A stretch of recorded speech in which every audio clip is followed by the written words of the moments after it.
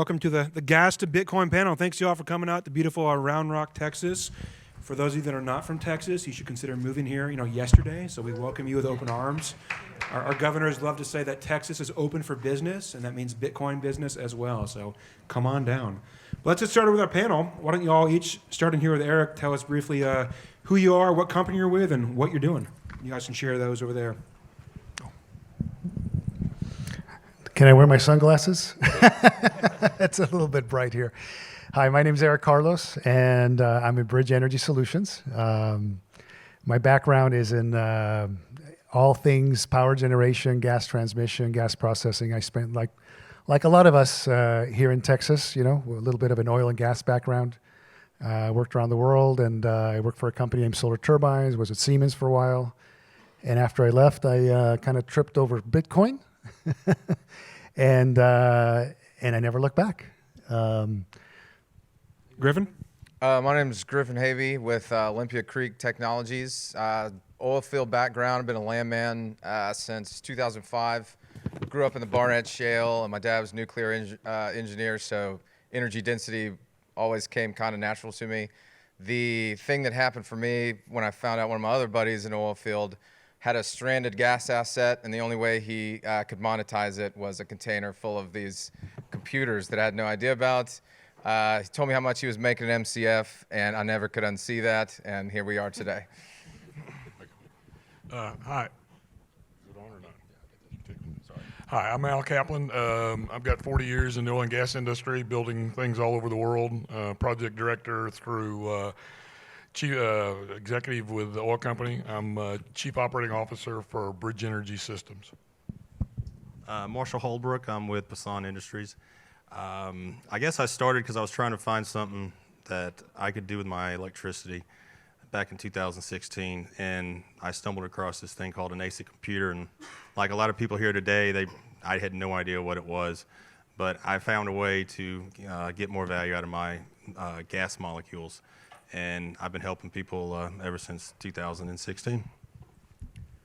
Nick Gates with Priority Power on our crypto mining team. I have been in electricity a few years. Before that, a little over a decade in oil and gas services, so very familiar with the whole natural gas generator. Unfortunately, I was on the other side of it, used to rent them out, and I know the headaches of it. Right now we do everything full scale, substation builds, all the way down to managing power on the procurement and Queasy services side. Well, Nick, we'll stick with you since you have the mic. What's your interest in natural gas mining, and kind of dive down a little bit deeper about what your company's doing here in Texas? All right. We are working on several large scale sites, building substations, doing interconnects for a lot of miners coming to Texas. We manage their power. Lately, I've been talking to a lot of natural gas miners. They're competing with the big guys, and the big guys have a distinct advantage being on the grid.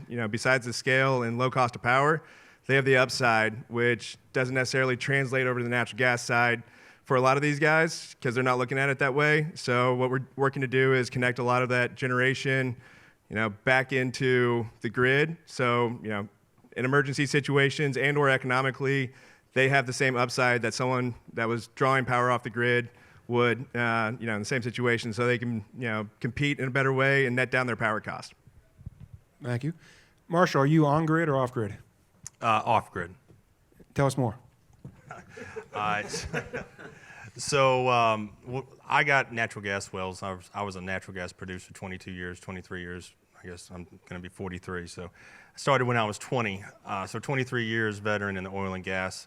And, I already had generators just like a lot of maybe, oil and gas producers here, to power things on the well pad or to power a compressor station.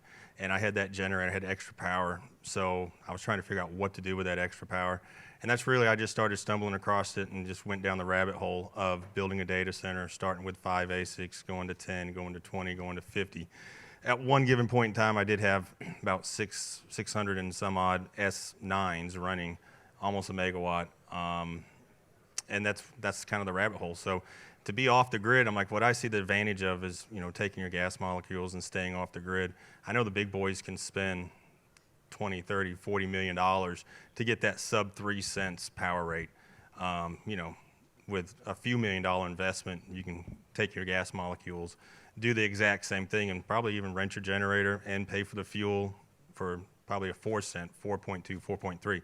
So I think you have a lower capex to get into the game to really get under that 5.5 cent. And that's kind of where I've taken advantage of, to where I've had S9s till today, probably still running in some of my mines, just because they haven't died yet, and they're just still running, making money at 4 cents a kilowatt hour. Nice. Al, you were mentioning earlier to me in a side conversation, 40 years in traditional oil and gas based in Houston, you know, the mecca of oil and gas in the world. You know, how the heck did you get from Apache to Marathon Oil over to, you know, mining magical internet money with your Bitcoin friends? Like, you know, what happened and what was that inflection point make you to leave your traditional industry to come over here to Bitcoin mining? Well, I'd retired a couple of times, and a friend of mine invested some money in the company, and so he asked me to come over because of, again, building stuff all over the world. The mining facilities really, in some respects, are where the oil and gas facility was technically about 30 years ago. And one of the things I think that, you know, as a company, what we tried to do is, because we bridge all the way from, not to use the name, no pun intended, because we bridge between oil and gas and electricity and Bitcoin mining, is one, to bring a little bit of sanity into this, because we've had a lot of producers that come to us and go, oh, we can make, you know, $18, $20, $15 an M, and, you know, therefore we need to do Bitcoin mining. So one of ours is, I think one of our goals really is to put a little bit of sanity in the industry and understand that things like safety, quality, reliability are going to impact you, but also the fact that, you know, the easy fixes, wells fail, facilities fail. Putting all that together as a package is one of the things that was really attractive to me in coming over and using my background, but also getting into something a little bit new. So was there a single news story or a point or something you saw online that said, hey, I got to get into this? No, it just was interesting. Again, a friend had some money and said, you know, this is something that, yeah, you're too young to retire. You'll have a good time. And so, you know, it's been frustrating in some respects, but it's also been challenging in a lot of respects, because again, Bitcoin mining and oil and gas are, you know, to some extent, oil and water. Well, Griff, why don't you dive into what Limpia Creek is doing here in Texas? Okay. So yeah, basically we got started on this stranded mine to where we're looking. Maybe let's talk to every single operator we can and see if they have any stranded assets that could be lack of a pipeline within, you know, a certain radius. Could be that they had an old oil well field that had gas at the beginning, but now it's just a couple stripper wells, and the gas is depleted so much that the pipelines aren't really economical to run the gas, so you can mine that way. And then, you know, a lot of these new exploration projects where they don't know how much gas is going to be coming out of the hole, but they're not allowed to flare in some states like New Mexico, North Dakota, you know, Colorado, to where you can actually be, you know, mining that flare gas. But for us, you know, we heard about the Chexit, what we're calling the Chinese exodus, when they kicked them out of country and we had all this hash rate. It's basically scouring the globe looking for cheap power, but also a good regime, right? So Kazakhstan had cheap power, not a great regime. Scandinavia, great regime, not cheap power. Texas, like Bitcoin, I say Bitcoin miners hate two things, heat and dust, and the two things that they love is freedom and cheap energy. And Texas has that in spades. So we are looking for more grid sites, more off-grid sites, trying to get as much hash rate as we can to the lovely Lone Star State. And Eric, what's Bridge Energy focused on right now? So when we started, you know, with our backgrounds, and Al and I are both in Bridge, we really focus on gas to wire and taking flare, taking stranded gas assets, and our first deployments were in that. So we got that experience a little bit like Marshall mentioned, but we've been able to, I say no pun intended, to bridge over to to grid power, so off grid, and you know, working with companies like Nix, and you know, looking for locations that are ideal based on, you know, trying to minimize transmission and distribution charges, and really, you know, back to being in Texas is using ERCOT as much as possible to get that cost basis down. So we've got two areas, grid, off grid. We're comfortable in both, and we feel we bring a lot of value to our clients, and we're going to continue to grow and see a long track ahead. So. It seems like a lot of the folks up here have started off-grid and maybe moving over to on-grid. Love to hear from each one of you kind of what you see are the pros and cons of on-grid versus off-grid. Well, I'll take that one. So off-grid, you got air permits, so your permitting process is usually a little bit more lengthy and maybe more challenging, let's say, when you're off-grid. What states is that? Well, yeah, and you're right. And why aren't you in Texas doing that? You're right.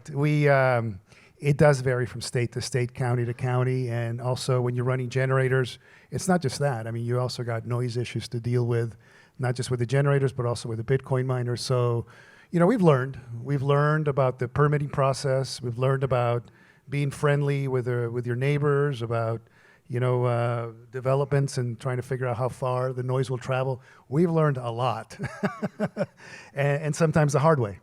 But I would say, other than the permitting, the air, and the rest of it, I mean, there's some similarities, right? I mean, you're whether you're generating your own power or taking it off the grid, there's pros and cons.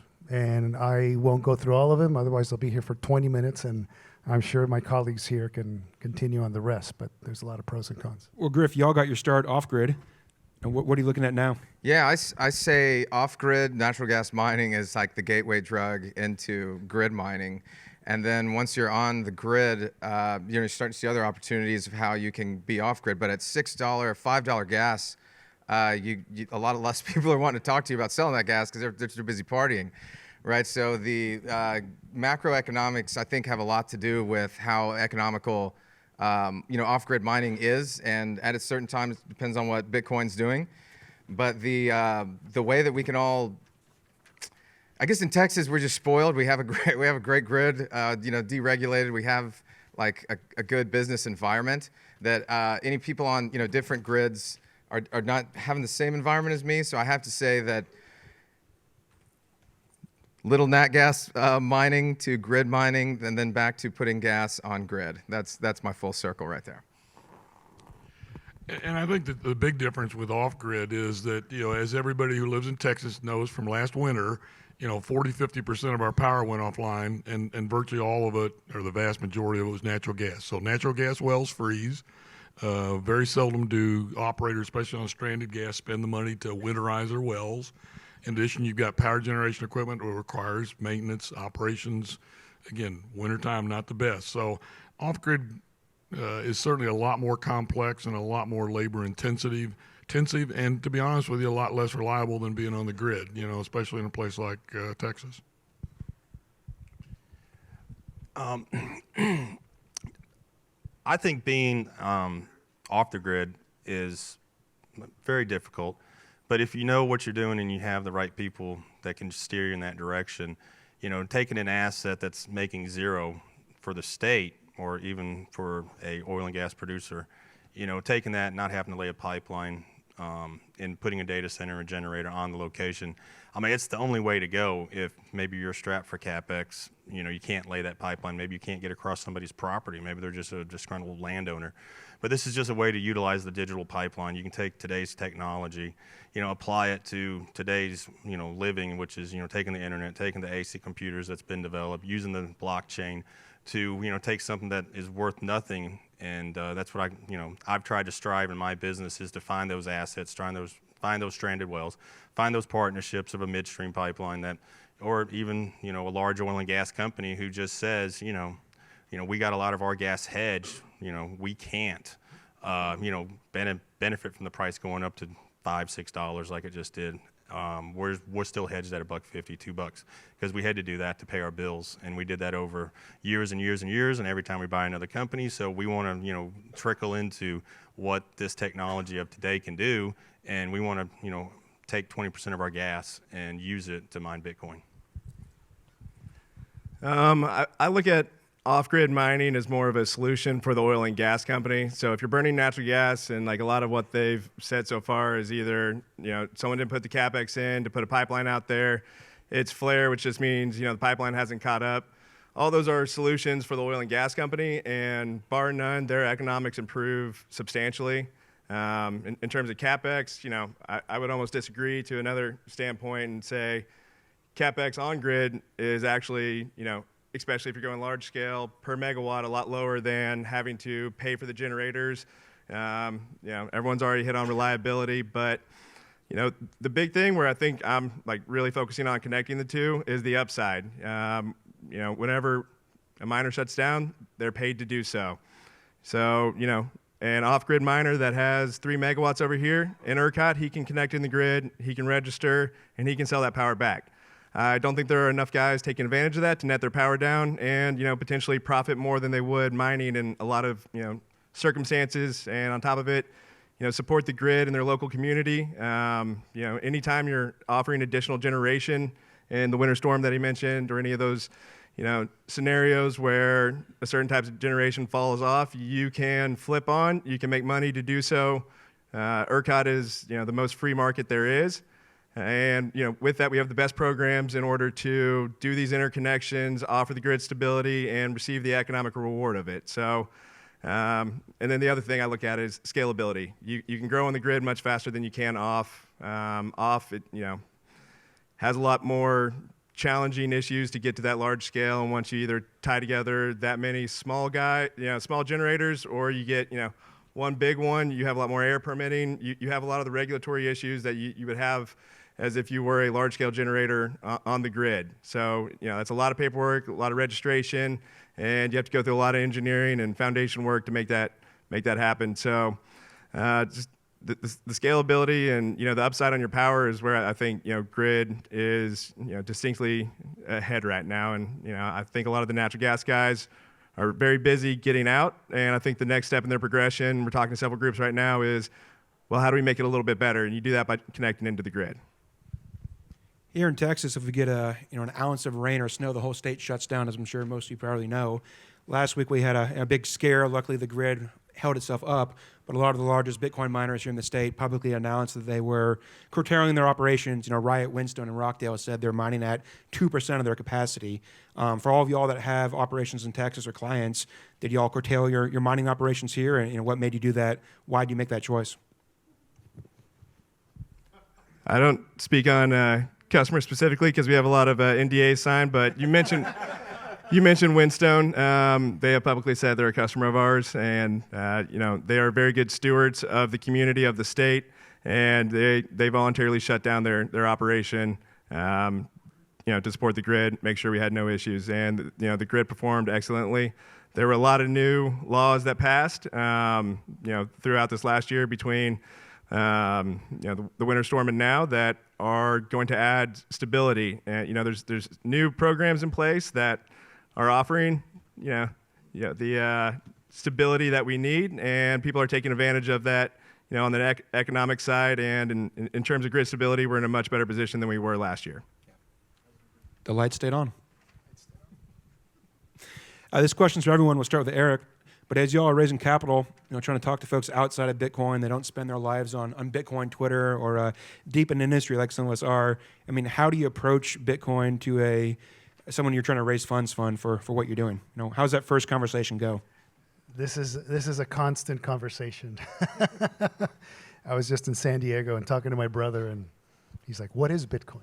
I mean, so, in our ecosystem here, sitting in this conference, we understand it, but yeah, I would say 90% of the folks outside of here don't have any idea what it is. I equate it to gold, to oil. It's a commodity at the end of the day, and it's like when you try to explain, okay, I'm an engineer, and I try to explain sometimes with analogies of rope and a rock falling down, and with Bitcoin, you try to do the same thing, and we get there. It's a big challenge, in the financial community, of course. There's people who are still fairly traditional in their view, but I'm also highly encouraged by the fact that, over the last year or so, there's so many companies that have aligned, that started up and are entering into the space. And so the amount of jobs and people that are working in this arena that we're in, it's growing exponentially. I mean, I was talking to to Lisa over there, right?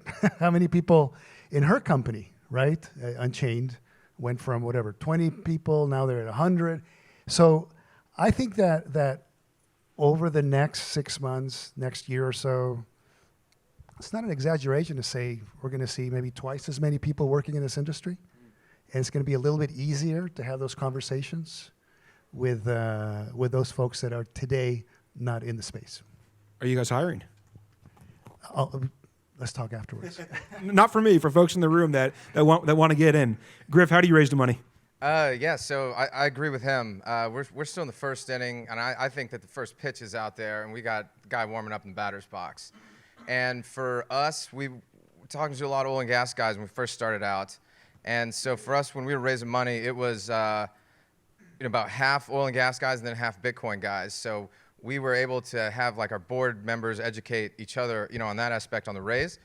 But for when you're talking to these guys, the third commodity is the best. You can produce oil, you can produce gas, you can produce Bitcoin. But the one thing that the others, when you're storing a solid and liquid and gas, is, yeah, there's so many, different engineering aspects to the whole thing. But this was when you can take them to the point of this is digital Beanie Babies to what if you produce some gas and instead of having to sell that gas to the pipeline because you have no other choice, and at whatever price that he's dictating to you, it kind of offers them like a middle finger in some sort of cases to where you can take that gas, you can put it in your pocket, digital energy storage, and then you can sell that gas when your kids are graduating high school. And then some of those kids are, the older, God bless them, boomer oil men out there were just like, okay, now I see what you're talking about there. So that's what really kind of helped us out because energy guys understand an energy-backed currency. Oil and gas guys know supply and demand, and when you really hammer down that 21 million supply, you can start getting more people across the goal line, in my opinion. Well, I think for us, what we emphasize with our company, we emphasize our experience. We emphasize the diversity of the fact that we've got electricity people, we've got oil and gas people, we've got construction people, and I think that resonates a little bit. We also emphasize safety, reliability, quality. Something in the oil and gas industry, those of you who are young enough or old enough remember Piper Alpha, where we killed 170 people in about 20 minutes. But emphasizing the fact that, we live in a dangerous industry, but there is a way to make money if you can do it safely and in a quality and reliable manner. And I think that message resonates with some of the venture capital guys who are used to dealing with risks, and they're also used to dealing with how to make money and mitigate those risks. And that's the way we emphasize it. Marshall? Yep. So I've not raised, a big round. A lot of my, investment has been out of my pocket. But what I bring to the table is the experience, and that's what some of my higher-end clients, that's the reason they hired me, to help them understand it more, for they could go do possibly a big raise or, just to understand Bitcoin in general better and what the mining aspect brought. And those clients have a lot of stranded gas assets. That's why they, approached me, because they went through, company after company after company, and I was the only one that could say, well, you guys can come on down to Kentucky and see what I got. And that's what they did, so. I'm not in the same boat because I'm not mining myself, but I will say it's highly impressive what you see going on across the space, with the public companies that are coming out, and at the same time, a lot of the raises that you read about, once you start digging into the names, it's becoming a more and more impressive list. So to use your term, digital Beanie Babies has come a long way, and people are starting to understand what it actually is. There have been a lot of groups like Unchained Capital that do a lot of great education in the space, and I think that's starting to take root. And people are starting to realize what it is, and that's why you're seeing a lot of the institutional investment money come in, and it's a very impressive and encouraging thing to see for the future. Hey, Marshall, how do you handle royalty for oil and gas owners on your off-grid mines? Yeah, so I just tie it back to the market price. Are they happy with that? Do they understand it? Do they care? Yeah, absolutely. Yep. I'm like, they're getting, I don't try to say my mine's going to buy this, gas at $1 an MCF or $1.50. I'm like, they get paid $4, whatever the market price is in Kentucky. Flared gas, there's all different type of I don't know what the word I'm looking for, areas where you're behind certain midstreams, you got different, transportation costs you have to take off. So every place is different, but in Kentucky, I just tie it back to, the Tennessee Gas Pipeline index price. Have any of them actually asked for any Bitcoin in return instead of dollars? No, they have not. No. Would you pay them in Bitcoin if they wanted to? If they wanted to, maybe one day that'll be something I can send out. And hey, if you wanted to get paid this way, it's how you set up a wallet. But yeah. Well, we'll start over here with Eric again. What do you think the biggest obstacle is for the Bitcoin mining industry in the next couple of years? I think Bitcoin will go through, just like, price of oil, price of any commodity, it's going to go through some ups and downs. But, it's interesting. I look at the crowd. I haven't been in this industry more than a couple of years like most people here. But if you look at the quality of the people that are here and how that has evolved over the many conferences that you guys may or may not have attended, but I've heard from some people that have been in it longer than I have. This industry is definitely attracting some different talent than the beanie babies that maybe I'm one now, right? Griffin. But I see challenges, but I see, and I know I'm not answering your question, I see more opportunities. I see so many people jumping into this space. And there'll be a shakeout, just like oil and gas. There'll be consolidation. We're going to have to figure out how to make it more efficient, how to take into account, renewable energy and the energy transition and all that. We're not going to be able to get away from it even here in Texas. So I think we're all headed in the right path, and I'm really happy that we're all in this industry. Eric, you sound like a politician. Are you running for office? Yes. Let's talk about that later. Griff, can you give us a straight answer on what obstacles do we have ahead of us? It's the energy FUD. Let's be honest. Everybody out there, and Saylor, I thought, did a great job of flipping that, but I don't really believe him. I think if you look around the world, the states that block it, right? Usually they like control. China, they don't have any natural resources. They don't have any. If they had a ton of cheap energy that was year-round instead of just the rainy season dam, they'd be all over it. They would love it. Let's be honest. You saw central banks in Russia, like, let's get rid of Bitcoin. We want more control. But what did Putin say? Whoa, we can make a lot of money off this because we have cheap energy. So the natural resource-rich states are always going to embrace it. And, you need to talk about the freedom side of it, but in just Texas, you see a Texas senator who is very pro-Bitcoin. Which senator is that, for the record? That'd be Ted Cruz. Ted Cruz understands freedom and then just the amount of natural resources we have here, whether it's uranium deposits in South Texas, the wind in the Panhandle, the solar in West Texas, or there's a little thing called the Permian Basin, got a couple molecules in there. So you have all of this energy here, and we're diversified. It is a no-brainer for us to be the ones mining this, right? But if you're in, say, Massachusetts, and you have no natural resources, and instead of having a pipeline to the biggest natural gas deposit to Pennsylvania in your backyard, you're going to ship LNG all the way up from Trinidad, Tobago, pay 3x for it. Of course, you're going to stir up all the environmental FUD and just keeping everybody afraid that we're boiling the oceans. But at the end of the day, just check out their natural resource base, and you can see who the real ones are. I think our biggest challenge is going to be getting the Bitcoin miners to stop talking about how cheap is this and how fast is this, and talk about safety, quality, and reliability. We're going to have more incidents. There are still people out there that don't understand 240 volts or even 110 volts can kill you in an instant. I think that the Bitcoin industry, as far as I'm concerned, is where I saw the oil and gas industry in the 70s. Safety, quality, reliability were not the three words out of our mouth in those days, but EPA, OSHA, around the world, different agencies started enacting, and so if the industry doesn't start self-regulating, there will be people that will step in, fill that void, and it won't be pleasant. And so as a result, I think the challenge is making sure people understand that as you get more capital involved, those are three words that are extremely important to the viability of the industry. Marshall? I see Bitcoin just continue going up. I see it as a commodity just Up like everybody only? else. Yeah, So, with that being said, there's less and less Bitcoin on the market. Like every day, somebody's mined it. They might put it in their wallet, hold on to it.